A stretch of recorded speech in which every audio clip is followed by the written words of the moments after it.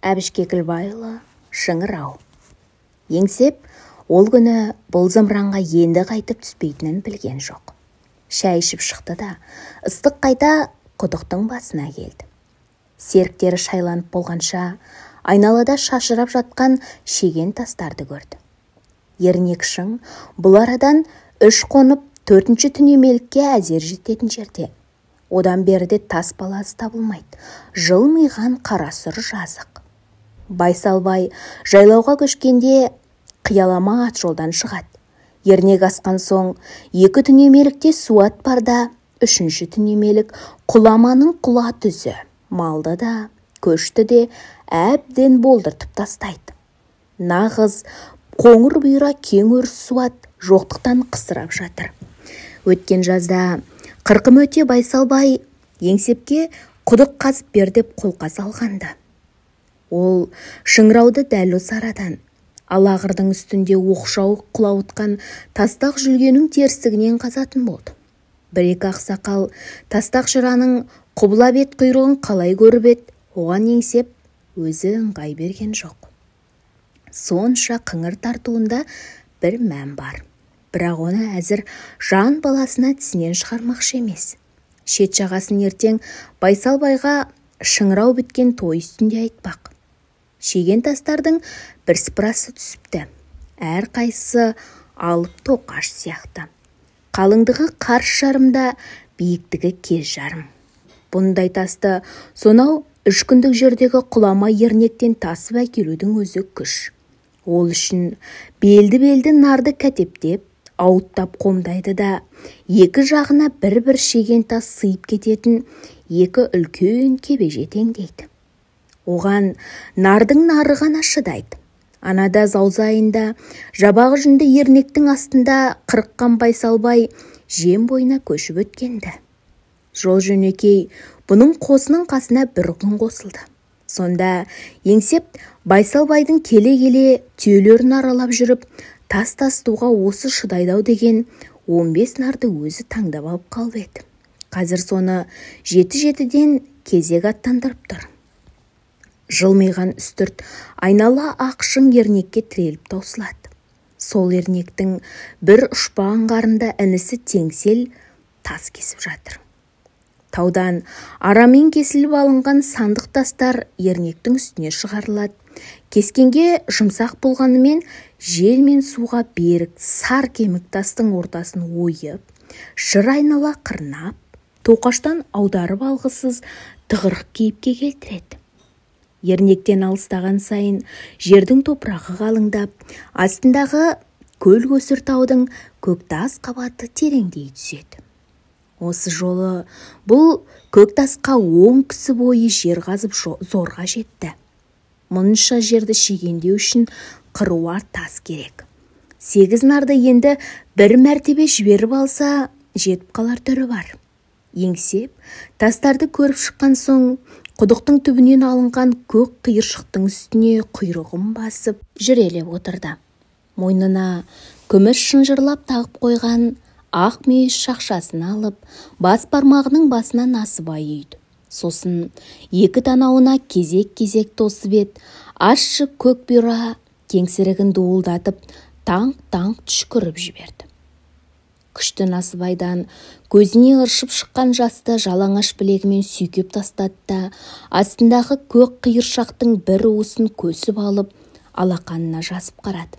Құдық түбінен бұдан бір шай ішім бұрын шыққан көк қиыршақ тас мұнандай шыжып тұрған талма түсте түгел кеуіп үлгермепті. Әлі дымқыл. Су я бүгін, я ертең түске дейін шығып қалар түрі бар. Жалаңа шиығын күн шағып барады. Құдықтан 2 аттам жердегі киіз үйден гу-гу дыбыс шығады. Жігіттердің шамалда шайланып шыға қоятын түрлері көрінбейді. «Ау, болсаңдаршы» деп айғайлап қояды. Шай ішіп, бусанып шыққан жігіттер қасына кеп насыбай атысты. Соңыра салқын түсе, ел қыстауға қайтып келе жатқанда, Байсалбай құдық байғазы тойын қай жерде өткізетінін айтып таласты. Атақты байдың тойында жүлдеге түсетін жүйріктер мен палуандарды санасты. Байсалбайдың бәйгеге не тігетініне сырттай тон пішті. Үстірттің үстіндегі ең терең, ең өрісі мол шыңырау осы болмақ. Шығыр тартқанда Қара атан қазірдің өзінде 200 қадамнан асып қайтып жүр. Кешеден бері құдықтан шыққан топырақтың қиыршығы азайып, жентек-жентек саз ұшыраса бастады. Суының тұщы болуы да ғажап емес. Енді еңсеп, сол туырлық сазды түгел ойып біткенде, ар жағынан балдай тәтті тұщы су тесіп шықса, Байсал Байханға сәлем берер ме? Аман болса, бүкіл Алақырдың үстіндегі жалпақ ел бұл шыңырауға көзін сүзіп өтеді. Байсалбай дәулетін осы жолы төкпегенде қайда төгеді? Айдыны асқан жерде аямай сілтеп қалатын шығар. Еңсеп, жігіттердің кеу-кеу әңгімесіне араласқан жоқ. Балағын түріп, тізесінің үстіне шығыр-шықтап түйіп алды. Сосын құдықшыларға тігілген екі үйге қарады. Қырдағы кәсіпқордың қанша мал тапса да, үзігі бозармайтын құрым шатпасы. Азын-аулақ тұяқ пен балашаға ауыз судың басында. Оларды көрмегеніне де біраз болып барады. Бір жылдан бері осы бір қызыл төмпектің маңынан шықпады. Тек сонау суық көктемде мал төлдеп жатқанда азғантай шаруасының күйін өз көзімен бір керіп шыққалы қатын баласына барып қайтқан. Мынау екі үйде өңшең еркек, ас пісіріп беретін, үйге ие болатын екі бала жігіт бұлар құдық қазып жатқанда ауыз суға кетеді. Қазір күн ауа екі атанды қомдап, метейлерді теңдеп, таңдайларына қойдың көкше құртын басып, күн өтіп кетпесін деп, бастарына шекпен бүркеніп жолға шығады да, ертең күні сый қайтып оралады. Осындай көші-қонды күйкі тірлікте жүретін құдықшы ауылда не сән, не салтанат болсын. Алағырдан су іздеп, құдық қазуды ата кәсіп қылып алатын қара шәулеті бесіктен белі шықпай жатып, естейтіні мазақ. Қараш, тіккені күрке, асқаны бақыраш, иті үрегеш, қызы күлегеш. Ақ боз үйге кіре алмас, шоңқайма етік кие алмас, шөккен түйеге міне алмас. Қараш бақырға әйтеуір тамақ шалмас демегендеріне де шүкірлік. Бірақ Байсалбайдың ернекте жайлайтын еркенісі өтеске күн ысып кетті. Сауынға бір-екі түйе берсін деп кісі жіберсе, Қараштың қарнына қара көжеден басқа ас тұрушы ме? Деп келеке ағып қайтарыпты. Әдетте етікші мен ұстаның байқатпай шаптан тістейтін шапқа тілі болады. Құдықшыда о да жоқ. Болғанда да жеті қат жердің астындағы оның сөзін кім естейді? Еңсеп шырт түкіріп қойды. Оның әлденеге томсырайып отырғанын көрген жігіттер кеу-кеу әңгімеден тыйылып тоқырасып қалыпты. Ол орнынан тұрды. Сосын анадай жерде шөгерулі жатқан шығыр тартып жүрген қара атанды меңзеді. Ана бейшара да шөп үстін, тұсап жібере тұрыңдаршы. Жігіттердің біреуі қара атанның шығыр арқанын шешіп, тұрғызып тұсап қоя берді. Еңсеп, беліне қыларқан байлап құдыққа беттеді. 4-5 жігіт қатарласып қыларқаннан ұстады. Құдықтың ішіне үңілсең, басың айналады. Саңылауы жоқ қара түнек. Еңсеп, ыстыдан өңін жоғалтып алған күлгін аспанға қарады. Сосын құдықтың ішіне аяғын салбыратып, сыз қабырғадан тесіп жасаған теппеге башпайын тіреді. Манадан бері күн қыздырып тастаған бақайы мұздап қоя берді. Кеңірдегін созып қарап еді, құдықтан шыққан сұрғылт төмпешіктердің ар жағында екі құрым күрке қарауытты. Арқаннан ұстап, құдыққа төніп тұрған жігіттердің әбден күнге шыжғырылған қап-қара сирақтарын көрді. Жаңа ғана айнала сағым шалып жатқан көл-көсір көкжиек енді қара сирақтардың ара-арасынан қылт-қылт жылтырайды. Қыларқаннан шірене тартып тағы бір тепе төмен түсті. Жігіттердің қайыс қара жүзінде моншақтап тер шығыпты. Бәрі де сонау зымыранға түсіп бара жатқан бұған телміре қарайды. Шалқар дария кең аспан шара табақтай боп құдықтың аузына төңкеріле қалды. Сыз құдықтың салқын лебі енді шындап сезілді. Тершіп тұрған жауырыны оқыс мұздап, тұла бойы түршіп кеткендей болды. Тағы да төмендей берді. Құдықтың ішіне кесе көлденең түскен күн сәулесі сонау төбеде. Маңайының бәрі бозғыл бұлыңғыр тартты. Жарықтың бәрі жоғарыға серпіліп, дәл құдықтың аузына мұнардай ұйысып тұрып алыпты. Сыз лебі манағыдай емес, күшейе түсті. Төмендеген сайын бақайы қарылып қатырып барады. Әдетте жоғары шыққанда бір теппе бектеген сайын көңілің өсіп сала береді. Көзін құдықта ашса да, жер астына әр түскен сайын бір жас қартайғандай болады. Аяғының астында, сонау көзге түртсе көрінбес қара түнекте, ол өмірі көрмеген бір дүлей аранын ашып, тісін сақ-сақ қайрап тұрғандай ту сыртына мұздай тер шығады. Қашан аяғы жерге тірелгенше төменге бір қарамайды. Көзі көкте болып, жаңа ғана артында қалған жарық әлемнің сонау бір алақандай жұрнағына телмірумен болады. О да барған сайын кішірейе түседі. Құдықтың аузындағы жігіттер шыңыраудың түбіне бір тал шаштай боп, сымша тартылып созыла түскен. Жіп-жіңішке қыл арқанның ұшына жармасып, тырбаң-тырбаң етеді. Топырақ таусылып, көк тасқа жетті. Төңірегіндегі жаңағы бір қара көлеңке бұлыңғыр жарықта сарқылды. Қара да емес, қоңыр да емес, жым-жылас тас түнек. Бұл сырттан түскендіктен, әлі көз үйренбегендіктен, әйтпесе қазір-ақ айналасын айқын көре алмағанмен, түксиген тас қабырғаларды еміс-еміс ажыратуға болады. Құдықтың ауыз жағы қылдырықтанып жіңішкере түсті. Ауыздағы адамдардың жобасы жоғалып, әлде қандай қара ноқаттар қылауытады. 200 адам жердің асты. Күнде-күнде шығып түсіп, теппелер әбден жатталып қалған.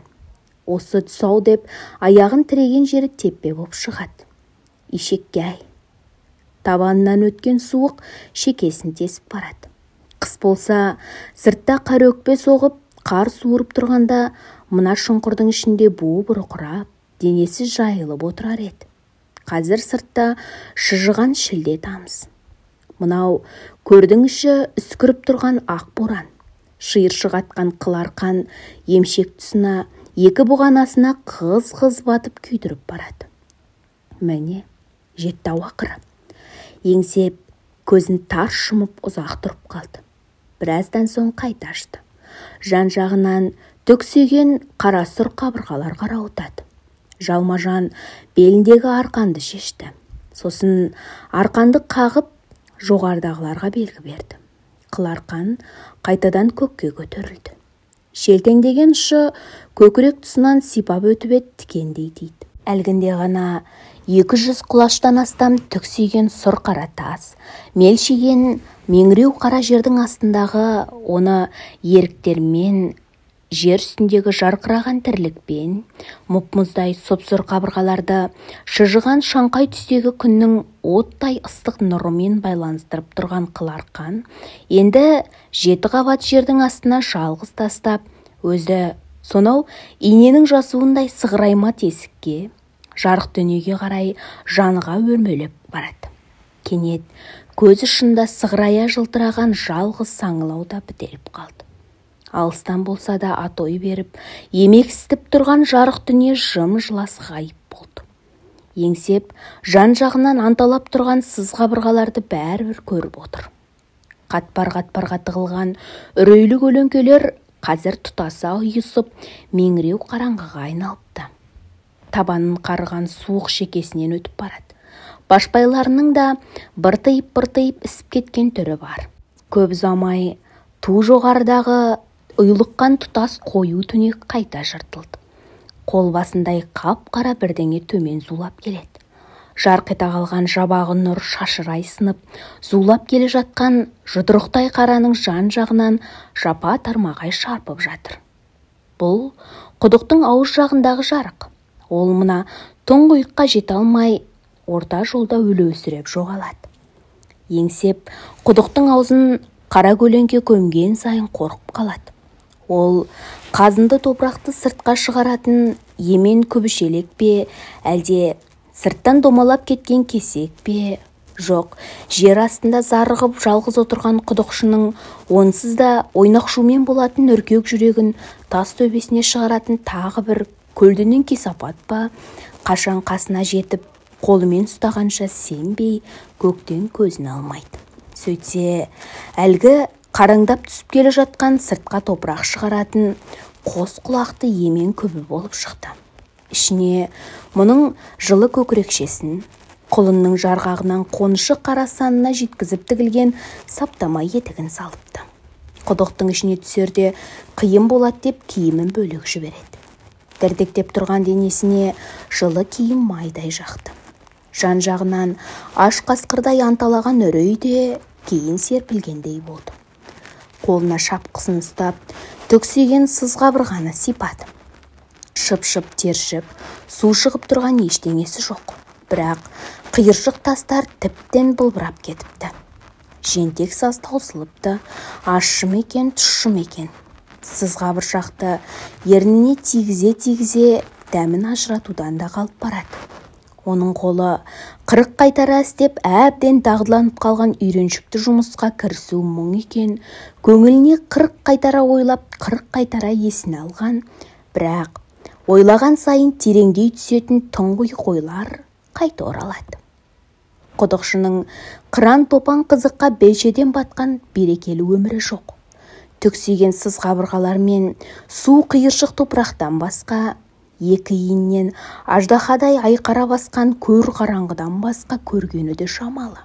Бірақ оның осы қаракөр қуыс пен бір шөкім сұрқай өмірінен бөгде ойлайтындай ештеңесі жоқ еді. Тыным тауып отыра алмайтын күз қолы сыз қабыршақтарды үңгіп, жер астының қатпар-қатпарынан су іздеуге кіріскенде, мынау мимырт жұмыстан зерігіп кеткен көңілі өз өмірінің азын-аулақ қалқа-қалтарыстарын тінткілей жөнеледі. Тағы да сонау жер бетіндегі жарық дүниеде алшаң басып жүрген күндері, мынандай қаракөр жер астынан атымен бейхабар кездегі аз ғана қызықты дәурені еске түседі. Неге екен білмейді. Жасы ұлғайған сайын сол бір қас қағым келте дәурен есіне тым жиі оралып, көз алдына дәл осы қазір көріп отырғандай бәрі сайрап, абайқын елестейтін болып жүр. Әсіресе әлденеге алаң боп, жүрегі ойнақшыған сәттерде, өткен-кеткен жадына оралғанда, шиыршық атып, шамырыққан жүйкесі бір түрлі өз-өзінен жұмсарып сала беретіндей көрінеді. Ал бүгін кеп көксеп отырған сол аз ғана қызық дәуренінде тап осы күндерім ертең арман болар деп тіпті де ойлаған еместі. Табаны жарық-жарық қара бала әуелі ортасына үңгіп қорғасын құйған құлжаның сақасы қолыма түссе деп армандады. Құлжа қолына түскенмен ода өткінші өмірдің өзге қызықтарындай көп тұрақтамады. Ол хан талапай ойнап, қағанағы қарқ, сағанағы сарқ боп жүргенде, осы бүгін ұтсаң, ертең ұтылатын итшығыс ойын тек асықпен тынбай бүкіл ғұмырына кететінін білген жоқты. Ышқырын толтырып, асық ұтып әкелген күндері көңіл жер көкке симай күпсіп жүретінді. Нелер тәтті қиялдар мен армандар да тап сондай күндері есіне түсетін. Ол ең әуелі осы өңірдегі ең өктем адам бигелді болыстай болғысы келді. Астында көк жона тоқым, күміс бас ер, көк мойнақ арғымақ, қолында өзегіне күміс құйған, сабына алтын әшекей жүгірткен шашақты төрт өрме қамшы, артында әр ауылдың пысықайлары. Байға қонып, мырзаға түстеніп ел аралайды. Ел үсті жүрістен жалыққанда қасына қарулы екі-үш жігіт ертіп аң аулайды. Айдалада сайранды сала-сала құмарынан шыққанда серіктерін ауылға қайтаратта, жол жөнекей шаруа көріп қайтатын боп, телеген қайныларына бармай, болыстың панасынан дәметіп, жалғыз тұратын жесір келіншек керме қас жаңылдың үйіне түседі. Сұлу әйел шынашағын шош айтып құйған қан күрең шайды ішіп, құс төсекте қарнын сипап рақаттанып жатады. Еңсеп ол кезде өзі ер жеткенше керме қас жаңылдың қартайып кететінін білмейтін еді.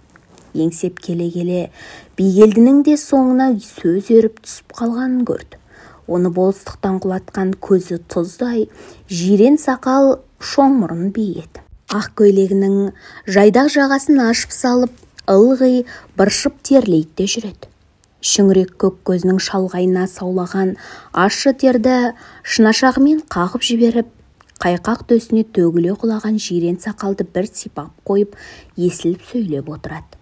Оның соңында да айғыртөп қошеметші, оның да еститіні тек қолпаш. Қара бала қайта осы шоңмұрындай болсам, тіптен қатып кетер ме деп те ойлайды. Әйтеуір ол әлдекімдер әлімжеттік жасай беретін тілік табан, жалпақ бет қара бала күйінде қалып қойғысы келмейді.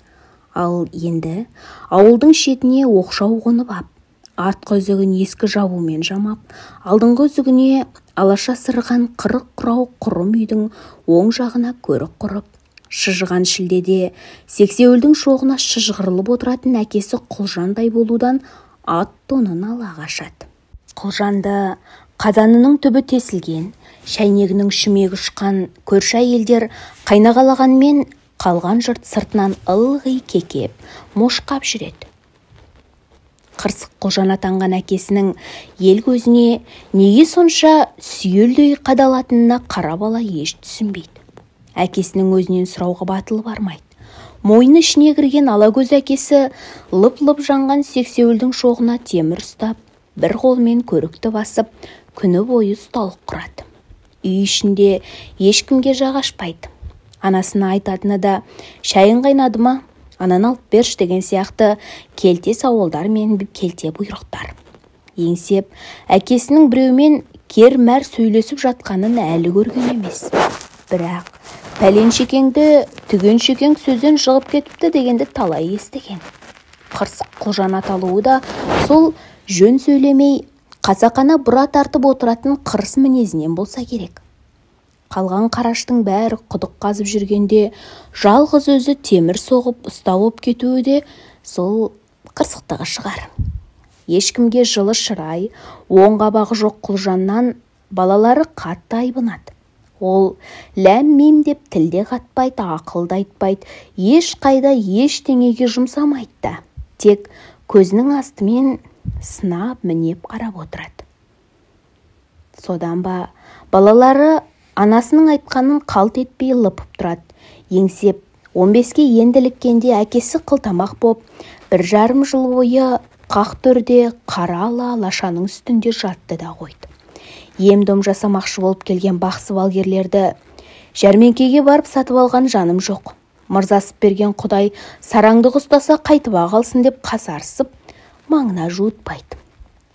Бір күні пәлен айдан бері нәр татпаған әкесі үй ішінің де тамағынан аш жүргізбей, аңқа-саңқа сүйегін сылдыратып, жата беруден әбден жалығып ызаға мінді. Анасына төрде ілеулі тұрған 5 өрме қамшыны алып бердеді. Сосын оң жақта жүктің астындағы қобдидан пышағын таптырып алды. Өзегіне қорғасын қойып өрген қамшының күлте шашағын типылдап қырқып тастады. Жылмаңдатып майлады. Үй іші оның не істейін деп отырғанын біле алмай аң-таң, ешбірінде үн жоқ. Әкесі қамшыны майлаған соң қымыз сұрады. Сары тостағанға құйылған ащы қымызға қамшыны малып біраз уақыт отырды. Ерні жыбырлап, әлденені көбірледі. Селдір шоқша сақалын көкке көтеріп, әнтек шалқайды. Бісміллә. Қапелімде қалтырап кеткен қолын күшпен басып, қымыздың ішіндегі қамшыны суырып ап, көмейіне тықты. Өне бойы май-май, талай аттың ащы тері сіңген қара қамшы оқ жыландай жылжып, көмейіне кіріп барады. Есінен айырылып, сылдырап қалған арық қол тастай қатып жабысып алыпты. Қалш-қалш етіп итере түседі. Қамшы бірте-бірте қысқара түсті. Арық қол сонда да итере берді. Терісі қалталанып, шілмеген арық мойыннан безіне шыққан жұдырықтай өндіршек бүлк-бүлк етеді. Қамшының сағағындағы темір сақина тіске тиіп сарт ете қалды. Әкесінің әбден өңінен айырылған қу шөлмектей әппақ бетіне жаны қарқара кеп қысылғанда да қан жүгірмеді. Бір түрлі күлгін көгіс тартты. Бір қолымен қамшының сабынан ұстап тұрды да, екінші қолымен көкірегін басты. Аузындағы қамшыны қыршып жіберердей тістеніп алды. Көкіс маңдайынан бұршақ аппақ тер көрінді. Сосын қамшыны кері суырды. Омырауын қан жуып кетті. Манадан бері дымдары ішінде боп, әкесінен көз алмай тұрған балалар тап осы арада шыдай алмай, өкіріп есіктен ата жөнелді. Анасы даусын шығаруға зекіп тастайма деп сескеніп, көзінен ыршып кеткен жасты жаулығының ұшымен жасқап, қанға батып жатқан күйеуіне шылапшын тосты. Әкесі содан қайтып оңалмады. Аттың ащы теріне әбден піскен қамшымен жарса да, тамағынан ас өтпеді. Ми қайнатқан ыстық басталды. Дені сау адамның өзі жанын қоярға жер таппады. Әкесін шөл шыдатпады. Шыжыған шілденің қақ ортасында көз жұмды. Өлерінде әйелін, балаларын қасына шақырды. Әлсіреген солғын дауыс емсем естіледі. Ал, балаларым, кетіп барам. Артында дәулет қалдырмады деп әкелеріңе өкпелемессіңдер. Қара жер орнында тұрса, тышқан мен қараш аштан өлмес. Тіпті болмаса жер шұқырсыңдар. Дүниеде құдықшы дейтін кәсіп барын еңсеп сонда білді. Әр ауылда жалғыз үй кірме болып отыратын қараштың азынаулақ азаматы жиылып әкесін көмді. Қабырдан қайтқан соң садақаға жиылған 4-5 шал Құлжан балаларының бас көтерері еңсепті оңаша шақырып алды. Шырағым, әкеден айырылдың. Құлжан пақыр қасарыспа болғанмен ер жігіт еді. Есіл ғайраты далаға кетті. Сүйегін орарға қара алаша сорға табылды. Шалқар дәулетке кенелтпесе де, бала-шағаның қарнын ашыртпаған ата кәсіптен қол үзгеннен опа тапқан ол жоқ. Сен де әкеңшілеп, ата-баба ырзығын аяққа баспа. Қаршадай бауырларыңмен анан қалды. Дәржан ағаң үйлеріңді көшіріп әкетпек. Соған еріп, жолын ұста деп ақыл айтып, қолдарын жайып бата қылды. Дәржан ағасында емес. Денелі, бұлшық еті ойнақтап, ылғи жалаңаш жүреді. Қаба қара сақалды қалай болса солай қауылсыз бетімен жіберген. Үлкен басына тым құрдым көрінетін шынақ құлағы уда-дуда самай жүнімен атымен көрінбей қалады. Таңқақтанаудан шыққан дем шиыршық атқан бұйра мұртқа малтығып жатқандай.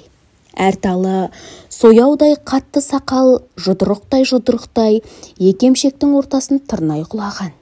Осынша қалың қара жыныстың үстінде қақ төбесіне дейін айғасқа дөң маңдай жылтырайды. Қосы иығы қанталаған алақан көз айналасына алақ-жұлақ қарағанмен ештеңеге тоқтамайды. Ылғи айдалаға лағып жүреді. Сөз дегенді атымен білмейді. Үйінің ішінде де, сырт жұртқа да не тәтті, не қатты тілі жоқ. Қатарларынан біреу-міреу көңілінен шықпаса, көріңді ұрайын деп бір дүңк өткізеді, сосын қайтып жағы ашпайды. Жұрт қырсық Құлжан мен Қорбаң Дәржан бірі неден туған деуге адам нанғысыз деп аңыз қылады. Құдықтың ішінен тұла бойы балшық-балшық, жүн Дәржан шығып келе жатқанда, көрмеген білмеген кісі қапелімде жер астынан жік шықты деген осы екен деп қалардай. Әйелі ханым, қол аяғы балғадай, бойлы сойлы өңді кісі. Дөңгелек отты көзінің нұры жұмсақ. Ағайын жекжатқа да араласымы мол. Дәржан қанша бауыр тартса да, көшпелі ауылға ұста боп кеткен қырсық Құлжан қанаты сынған қарғадай, әр бұтаның түбінде бүгежекпен қала беретін құдықшы ауыл тірлігін місе тұтпай, өзі илікпей қойғанды. Иесі өлген жетім үйді ханым жылы шыраймен қарсы алды. Абысының қой сойып, қол қусырып қонақ етті. Бетін сүйектеп, сыңғырама құлып салған әшекейлі сандықтан мата алып көйлек тікті. Басына жарқыратып жаулық тартты. Құлжанның үйі көшіп келген соң, пәлен күн бойы ханымның қолынан оймақ түскен жоқ. Үсті басы ебіл-себіл балалардың иіні жаңарды. Құлжанның өмір бойы бозармай кеткен қара құрым үзігі өлген соң ағарды. Ханым етегі қанамаған кісі. Онсыз да өңді әйел қасына қайнағасының үйі қонып, есігінен балашаға кіріп жатқан соң тіпті құлпырып кетті. Кішкене теңселге сүт пісіре қаймақ жалатып, нан иілесе шетінен тоқаш ұстатып, әбден асты үстіне түсіп жүр. Дәржан үйіне шаршап келсе, балаларды көргенде екі езуін жия алмай, ырсыңдап күліп, мәз-мейрам боп қалады. Құлжанның суық қабағынан ықтап өскен балалар әуелі Дәржанға да тәттері бармай жуымай қойды. Көп ұзамай өне бойы уда-дуда еңгезердей үндемес кісінің бет алдының жұмсақтығын іштері сезсе керек. Шай ішуге келгенде еңсептен басқалары бірі тізесіне мініп, бірі мойнына асылып тапалайды да жатады. Қыңқ дейтін дәрмен жоқ. Қолындағы шайын үстіне төгіп шашып, ыржиып отыра береді. Еңсеп сонау жетім көкірек бала кезіндегі жүрегіне қона қалған осы бір ыстық ықылас пен жылы мейірімді ойлағанда әлі күнге ет бауыры елжіреп, жидіп кеткендей болады. Қанша шаршап шалдығып, қанша кісіден көңілі қалып беті қайтса да, сол бір жылы қабақ, жұмсақ алақанды ұмыта алмайды. Нелер тақаты таусылып, сабыр сарқылған, у ішкендей боп, көкірегі өт татып, жарық жалғаннан түгел түңіліп, сырттап кете жаздап тұрған кездерде сол бір шұғылалы шуақ есіне сап ете қалады. Асылы адам көңілі өмірдің көп өткіншісі шұбырып жататын айдау қара жолының үстіндегі қайыршының кетік тостағаны сияқты. Өткіншілердің біреуі у тамызады, біреуі бал тамызады. Өңшең у болса, әлде қашан жерға барең. Аз болса да, анда-санда бір тамса да, жер үсті тіршіліктің тәттілігін сездіріп, таңдайыңды татытып кететін балы бар ғой тағы да. Адамның есінен қанша таңғанымен, есірік дәмемен қол үзбей, ылғи әлденеге тырмысып, арамтер боп жүретіні де сондықтан шығар. Дәржан қапелімде еңсепті кел, көр, үйреніп ал деп құдыққа сүйреген жоқ. Маңдайына бала бітіп көрмеген кісі жер шұқып топырақ қазғанды, өзі сияқты қу сіңірлерді зорға шыдайтын тауқымет санап, бала жігіттің етін жыртып, көңілін сындыруға әлі ерте көріп, аяп, құдық маңына жуытпады. Еңсеп, ағасының үйінің қасына келген соң тағы 2 жыл балалық дәурен құрды. Ашаң қара торы жүзі жылтылдап, көзінің оты оянып, ер жетіп келе жатқан қайнысын ақылды ханым атқа өзі мінгізді. Дәржан шүкір, ол кезде табысты еді. Бірақ қонағы келсе пышағы әзір, көңілдесі келсе ат әзір. Дәржанның іргесінің көңі қалыңдамады. Дегенмен ағасымен өз үйін ішер ас, киер киімге кенде қылмайтындай қазанының түбі қаңсымас күйі барды. Дәржанға біткен жылқының ішінен маңдайында бармақтай ақ жұлдыз меңі бар құндыз тор дөненді жеңгесі еңсепке мінгізді. Ер тұрманын да өзі түзеді. Сосын бір жылы жазғы тұрым Дәржан екеуі төркініне көрсе барғанда қаздарына оны да ертіп кетті. Ханымның төркіні тек мал жиғанына мәз, сасық байлар еместі. Дәулетке сай сәулетте түзеп, көшінде, дастарханында, төсек орнында салтанатпен ұстайтын сәнқой ауылды. Алпыс үй ақтөс арын атанған ауылдың жігіттері ылғи сән түзеп, ауыл қыдырып, ат үстінде жүреді. Шетінен Орынбордың қара мандаласынан тіктіріп, қынама бешпет киетінді. Омырауларын ашық тастап, ақ шәй көйлектері анадайдан жарқырап келе жатарды. Олар не торы, не қара, өңшең сүлік сұлу ат мініп, төстері жарқырап жал басына шыға келгенде, қапелімде қай-қай ауылда сасып қаларды. Қыз келіншек дереу үй ішін жөндеп, самауыр қойып, сарғарын әйелдер мен кемпірлер жалмажан ыдыс-аяқ тазалай бастайды. Арын ауылының жігіттері аттарынан да сәнмен түседі, тізелерін бүкпейді, тізгіндерін ұстап, қолтықтарынан демейтін ауыл иелері. Қашан аттанып кеткенше көліктің жайын сұрамайды. Мамық төсектің астында сынық арпа жатса да бірден біле қояды. Шетінен сайқымазақ. Жұрт ел ішіне жайып кетеді деп көбіне көп арын жігіттерінің қуақы тілінен қорқады. Еңсепті ханым жеңгесі сол еркебұлан жігіттердің тобына қосты. Бай ауылдың еркешораларына еңсеп тез сіңісті. Сері жігіттер бұны кірме көрген жоқ. Ашаң, қара торының әдемісі. аттың құлағында ойнайды. Шырқау биік болмағанмен майда қоңыр даусы бар. Әнді нәшіне келтіріп, тыңдаушысының құлағын кесіп алардай ғып қылқылдатып, ерекше бір назбен салады. Дала жасының бір басына бұл аз өнер емес. Әр жалдың басында жан-жаққа шашырай жайылған қой мен жылқыны торып, іштері пысып отырған ауылдың делебесін бір қоздырып, мәз-мейрам қып кетуге, жігіттердің құлақ құршын қандырып, бір серпілтіп, ал ата-анасының не жеңгесінің қасында көзін төмен салып, бетке қан ойнап, ұялып отыратын қыз бойжеткендермен шай құйғанда шын аяғыңды беріп жатып, ақ сүйрік саусақтарымен абайсыз жанасып, ұшқынды көздерінен ықылас шашып бағатын жас келіншектердің көңілін қобалжытуға. Әйтеуір түскен үйінің берген шай мен сойған малын қысылмай ішіп жеуге молынан жетіп жатыр. Еңсеп жиын тойда ортаға шығып, қолына домбырап ән шырқағанда, не хиссалардан терме соққанда, тас маңдайларын талай қыстың ызғары жалап, көкіректің өздері өткізген көп жылдың бұлар әлі біле қоймаған көп тікендері тырнап тастаған кәрі жағы көздеріне жас алады.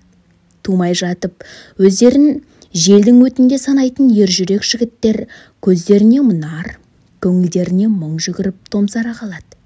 Қақ ортада қара домбыраны сабалап, сілтеп отырған қаршығадай қара жігітке көздерінің астына нұрлана қарап, беттері бал-бұл жанып, сонау ақ шай көйлектің астындағы көгершін төске не бір сұғанақ көздері болмаса, қапелімде қалған жұрт байқай бермейтін болар-болмас діріл жүгіріп, көңілдеріне әлі өздеріне анық емес, әйтеуір бет дуылдатып, қан толқытып, жүрек қобалжытып, көмей құрғататын тым жұмбақ, тым нәзік, тым діңке құртып елтіп бара жатқан елжірек ынтық, ыстық ықылас оянып қуана, сүйсіне тыңдайтын, тек әлбеттеріне шаң, еттеріне дақ тимеген уыз көңіл бойжеткендер ғана. Думаншы топтың ішінде әнші балаға оқтын-оқтын шүйіліп өтетін қырғи көз сақа келіншектер де аз емес. Қаршығадай қара бала қай-қайдағын айтып көсілткенмен, айтып отырғанына өзі мән беріп жатпайды. Сынапша сусылдатып, лектіп төге беретін тақтаға өңге басып, көбіне көп көмейінен шығып жатқан сөздерден гөрі төңірегіндегі көздерге баса зер салады. Жанарының қиығына ақша жүздер іліксе, айдындана, арқалана түседі. Осындай от жалын өжеттік тек ән салып отырғанда ғана бой көрсетіп, ән біткесін жым-жылас жоғалып кетеді. Жан-жағынан жапа-тармағай қараған көп жанар мен жамырай айтылған көп қошаметтен бір түрлі қысылып, екі беті дуылдап ала жөнеледі. Ондайда қаралай өліп өшіп, шығарға жаны басқа болып отырған ынтық қыздар іштей шыбын шіркей боп аяса, қырғи келіншектер осынша нәресте бозбалаға бұрынғыдан бетер сұқтана түседі. Әйтеуір солар отырған жақ беті өртеніп бара жатады. Бірақ не керек, дала жасының дәурені қырдың бір сәскелік келте көктеміндей тым шолақ. Қыз байғұсты бетінің қызылы енді көрініп келе жатқанда ұзатып жібереді. Жігіттің иегі түбіттенбей жатып басына ноқта түседі. Еңсептің де жастық дәурені алыс жолда ай батқанша жүріп кеп, тек таң алдында ғана бел шешпей сұлай кетіп, көз шырымын алған суыт жүргіншінің таң ұйқысындай тым тәтті, тым қысқа болды. Сол күндері еске түскенде Еңсептің егде тартқан жүрегін әлі күнге бір жұмсақ мұң шарпиды. Жер қазып, тас қашап, ширатылып қалған бұлшық еті бір түрлі балғын тартқандай балбырап сала береді. Бұл үйлі баранды егді адамның көңілін қайдағы жоқ ектеп енді қолға түсе бермейтін жігіттікті көксеген емес. Сонау келмеске кеткен жас дәурені еске түскенде кісі өмір бақи армандап, өлерінде де көріп өлдім бе, көрмей өлдім бе деп күмәнмен кететін жалғыз аңсары. Бақыттың шын дидарын көрсе тек жас шағында ғана көре алатынын, Бірақ бақытты жастық шақтың бақыттылығы сонша, тіпті басындағы бақыттың өзін тұсында байқай алмай қалатынын ойлаған еді.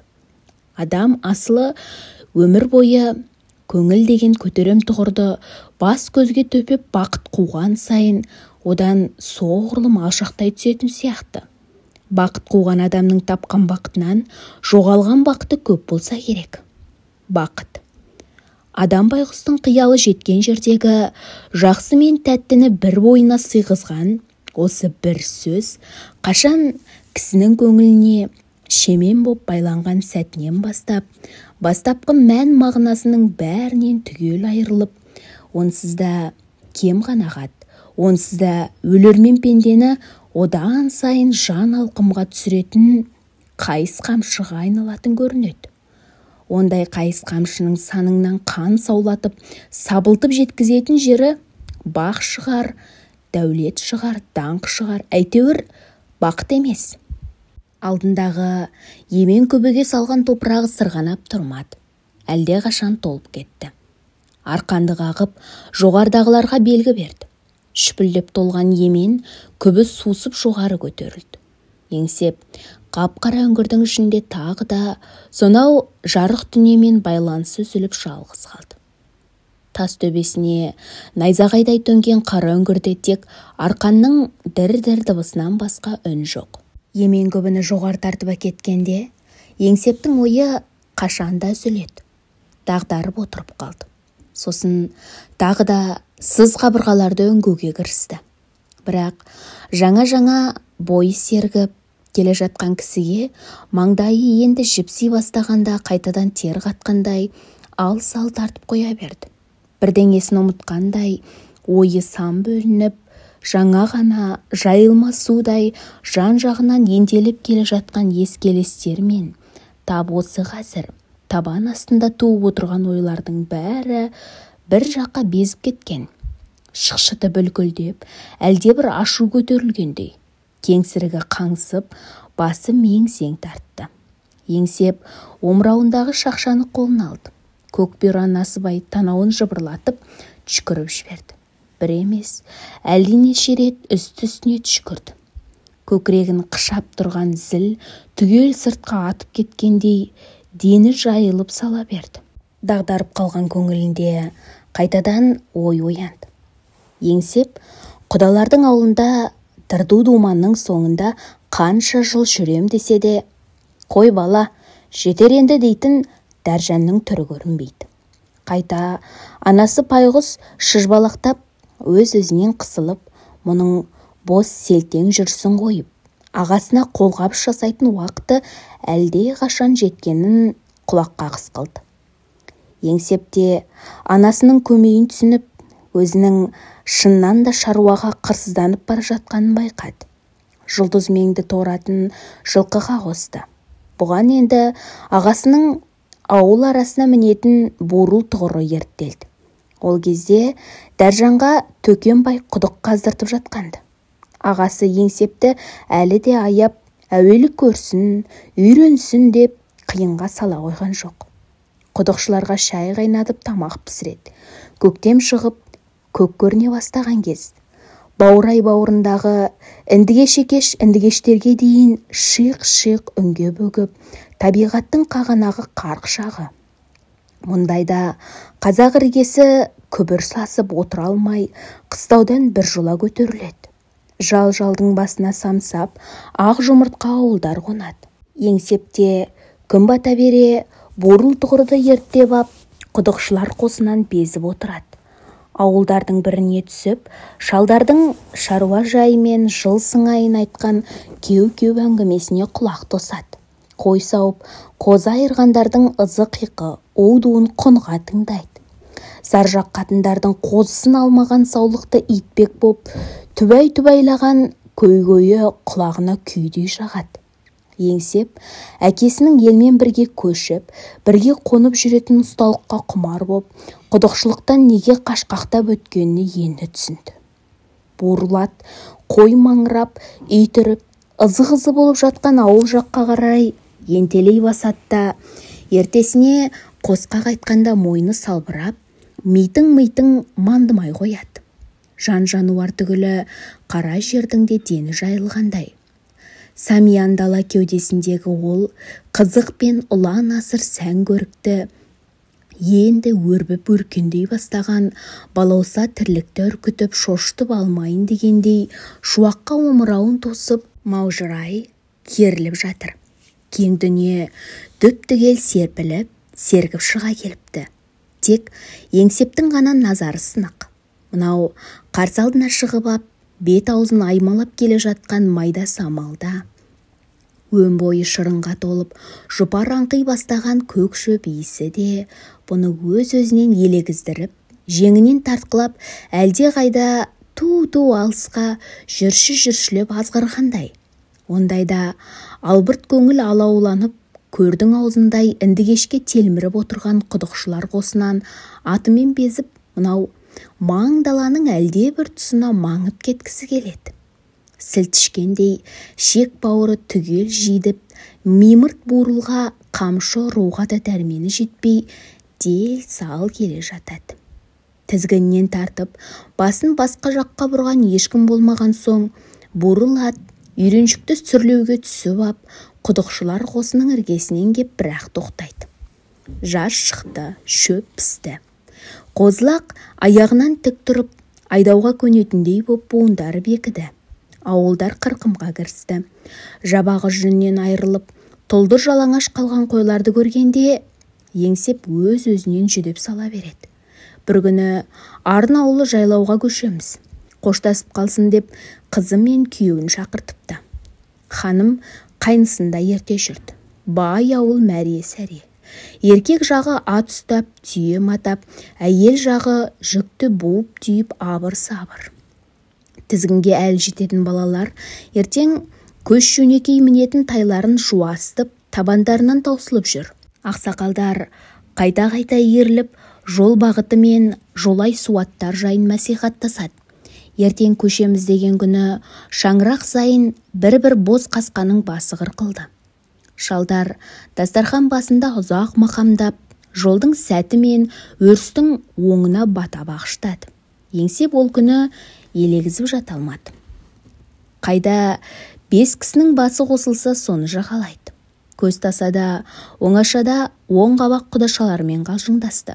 Ойын шыны араласын азын айтты. Біреу-міреу үстімізден шығып қалама деп, сыртқа елеңдей құлақ тосқан бойжеткендер, жігіттің үзіле айтқан сиқырлы сөздерінің буына балқып, үнсіз күлімсіреді. Қоштасарда қыр қызының тілсіз тылсым пейілінің куәсіндей жан-жағына мұншақ төгіп кестеленген жібек орамал ұсынады. Ертесіне ауыл таң бозарар-бозармаста ұйқыдан оянды. Әдетте әрі-бері аунақшып төсектен тұрып болмайтын балаларға дейін бүгін елден бұрын атып-атып тұрып байлаулы тұрған тайларына жүгірді. Жаулығы қарқарадай кәрі әжелер таяқтарына сүйеніп ап, үй жығып жатқан қыз келінге ана тайдан жөн жосық айтып қояды. Жас келіндердің де жүгіріп бағатыны осы тұс. Кімнің көшінің бұрын жөнелгені, ең алдымен соларға сын. Енелердің шыдамсыздау қазымыр жағы қайта-қайта таяқтарын шошаңдатып, зіркілдеп ала жөнелетті, ал сабырлылары жас әйелдердің әр қимылын қалт жібермей, үнсіз бақулы. Түйелер қомдалды, жүк артылды. Әжелер мен жас балалар мінетін түйелерге шыр қайнала текемет қоршалды. Қаруы қайта қоймаған сарғарын бәйбішелер жаулығы қарқарадай боп, алдыңғы түйеге мініп көш бастайды. Я пірім, я бісміллә. Жүк артқан түйелер орындарынан тұра бастады. Көштің алды жөнге шықты. Қос қапталда қаз қатар тізіліп, сәукелелері сылдырап, үкілері бұлғаңдап, қыз келіншектер барады. Еркектер жағы әлі аттарына мінген жоқ. Құтты қоныс болған ескі жұртқа Құран оқып аттанбақ. Алақан жайылды, бет сипалды. Қонышқа тығулы қамшылар қайтадан қолға алынды. Бірінің тізесіне бірі таянып, ақсақалдар орнынан тұрды. Оларға әлесе басқа еркектерде дүр көтеріліп аттарына беттеді. Жасы үлкендер жағы жол сілтейміз, өріс, суат парлаймыз деп желе жортып ілгері озып кетті. Жастар көш қапталындағы қыз-келіншектер тобына келіп қосылды. Біреулері қарқ-қарқ күліп қалжың айтса, біреулері түйе үстіндегі егде әйелдердің көзін ала беріп, келіншектердің омырауына жармасып, аш белдеріне қол жүгіртеді. Бір-біріне көздерінің астымен қарап, үнсіз сұхбаттасып келе жатқан бойжеткендер мен бозбалалар да бар. Жігіттердің жөлек-білеу жағы ұйқашар болсын, ат жарыстырамыз, орамал бер деп тұстас жеңгелерін тақымдап, тізгіндеріне жармасады. Орамал сұрағанды сылтауратып, енді келіншектердің омырауын мытып, мықындарын шымшып, ауызбен айта алмай жүрген аңсарларын қолмен білдіріп жатқандар да көп. Жас жігіттердің тегеурінді қолының тентек қимылдарынан тәндеріне бір сиқыр оттарып, рақат енген кейбір қу келіншектер жандарына майдай жағып бара жатқан осынау озбыр шеңберден тез айырылып қалғысы келмей ұзақ тайталасады. Бөгде көзге сыр алдыртпай үнсіз жымияды. Қалың кірпіктің астынан сүзіле қарап, омырауын күлкіштеген боп, жігіт қолынан қашқақтағансып, жұп-жұмыр білектерін көлденең тосып, ат жалына оңды-солды сылқ-сылқ құлап, онсыз да сабыр сарқып келе жатқан албырт жасты одан сайын үздіктіріп, әбден арбап бағады. Қашан өзінің де дәрмені таусылып, ашқарақ жас тән тағаттан айырылып, өн бойына әлсіздік буы жүгірген кезде барып, қалтасынан орамал суырып жігітке береді. Жігіт келіншек берген орамалды төбесінде тудай көтеріп, көштің ық жақ бетін алып, дүркіретіп шаба жөнеледі. Таң атқалы тұяқтары қызып келе жатқан өзге аттар соңынан қуып береді. Көк ала жонға көтерілгенде жан-жақтан шұбырып жатқан өзге ауылдың көштері көрінеді. Тай мінген балалар жағы енді соларды қызықтамақ боп құйғытып ала жөнеледі. Үлкендер де, мынау пәленшекем ауылы ғой, барып көштеріне құтты болсын айталық деп, аттарына қамшы басады. Көш басында жайлы саратанға текемет қоршап, кілем жауып, жайғасқан кәрі әже, жол-жөнекей амандасқалы келген сәлемші жастарға қоржыннан жілік-жілігімен ет үлестіріп, балалар жағына бауырсақ ұстатып, қолынан дәм таттырады. Әй әжеке, иманды бол деп, жел аяқ жастар тағы бір ауылдың үлкенінен дәм татып қалмаққа аттарына қайтадан қамшы басады. Қыс қоныстан жаз жайлауға қарай шұбатыла көшкен тізбек-тізбек көштердің аралары осылай ерсілі-қарсылы ала шабуыл. Құдалар ауылын аға жеңгесімен бірге Қозыкөш жерге ұзатып салған. Еңсеп, жастайынан жадында жат боп қалған осы көріністердің бәрін жаңа көріп тұрғандай тамсана қарады. Әдеттегі манаурап жататын қыр бүгін дүбірге толы. Кеудесінде жаны бардың бәріне желік біткен, бәрі де бір жерде тағат таба алмай, әлде қайда асығып тыпыршып тұр. Маң-маң түйелердің де аяқтарына көз ілеспейді, ентелей басады. Ақ текемет қоршаудың арасынан шақырайып көрінетін әжелердің шаңқай жаулықтары әлде қайда ұша жөнелгені қанатын қомдап отырған аққулардан аумайды. Көш қимыл қыбыры аз дала тірлігінің әбден асып тасқан мерекесі. Жақсы өріске, жаңа қонысқа, жаңа әсер, жайсаң ләззатқа ынтыққан сергек көңілдің шаттығы. Ол күні көптен қозғалмай шау тартып, буын-буындарын сарсу алған сырқау аяқ қолдың өзі ойламаған жерден тыңайып сала береді. Күйбең тірліктің бірлі ұсақты көп уайымы қажап-қажап, қаяу тартқан көңілдер көбелек қанаттанып ерегізіп шыға келеді. Көл көсір далиып жатқан жазғы даланың самиян самалы көп тұрып, көнетоз тартқан мүліктен қыс бойы тұралаңқырап қалған қыр тірлігінің барша шаң тозаңын сілкіп қағып, ту алысқа аластап бездіріп жатқандай.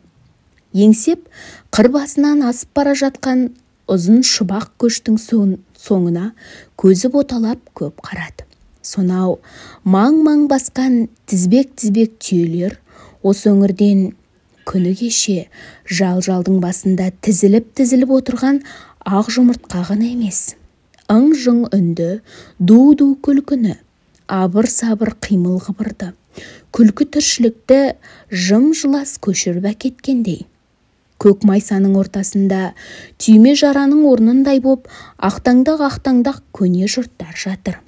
Сол ақтаңдақ жұрттар құдықшы ауылда 2-3 егде еркектің қасында жалғыз қалған Еңсептің көзіне көпке дейін шоқтай басылды да жүрді. Құдықшы ауылда ебіл-себіл тіршілік. Алақандай шұқырдың айналасындағы күн сайын бөксесі бұлтиып көтеріле түскен көр төмпектен басқа көз қуанышта жоқ. Көлдеу ойдың ортасындағы құрым күркелер көл көсір даладан да таса қалыпты. Еңсеп осы ауылдың шайын ағартып отыратын өрістен қайтып келе жатқан қараша әңгенге қызыға қарайды. Мынау жер шұқыған 2 аяқты бенделерден ода жақсы. Күн ұзаққа алағырды аяғы жеткенше шарлап қайтады. Бір кезде бұл төңіректе де ду-ду өмір болғанын сездіретін көктемгі құмалақтар әбден күн жеп қуырады. Еңсеп пен Бурыл-аттың 2 ауылдың арасында сенделген соқпақ сүрлеулерінің сұлбасы жоғалды. Еңсеп қолына күрек алды. Балауса бұлшық еті тастың астына түсіп жанышталып қалғандай.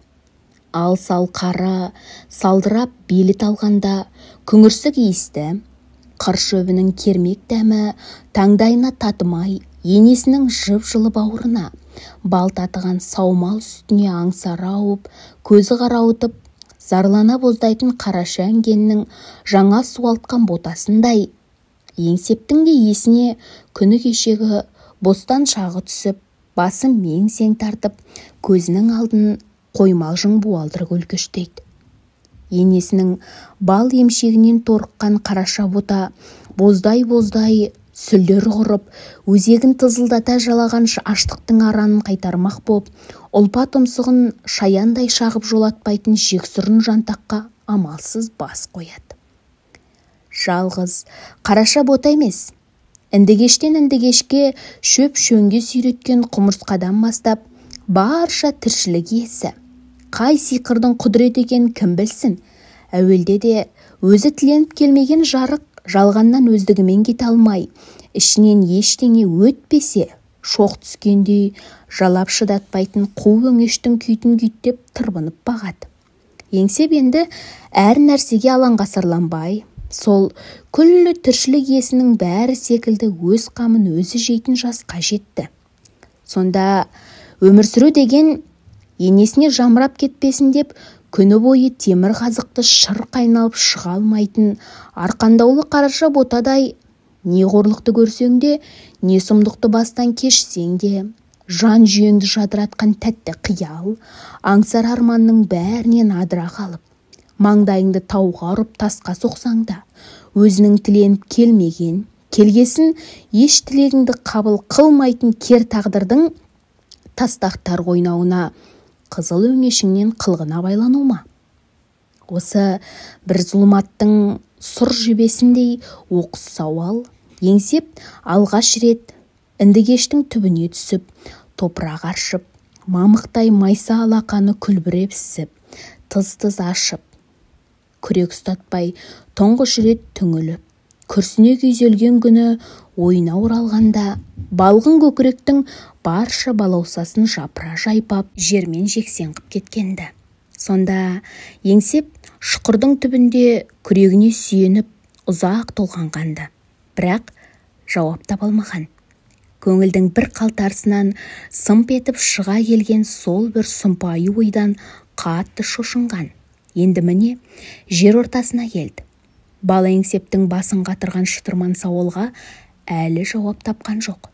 Әлде өмір сүру дегеннің өзі де әлгі бір әзәзіл сауалға жауап таба алмай бас қатыру ма? Не де болса, осы бір сұрақты түбегейлі толғап, түбіне жетуге әлі күнге мұршасы болмай келеді. Қолындағы күректің шолақ сабы маңдайына қатты батты. Жалма-жан басын көтеріп алды. Мана келіп түскен емен күбінің әлі толмағанын көрді. Сусып құлаған қиыршық тасты күреп сала бастады. Емен күбі толды. қыл арқанды жұлқылап жоғарға белгі берді. Шүмбілдеп толған емен күбі сонау төбедегі иненің жасуындай саңлауға қарай сырғанай жөнелді. Еңсеп күрегіне маңдайын тіреп, қайтадан ойға шомды.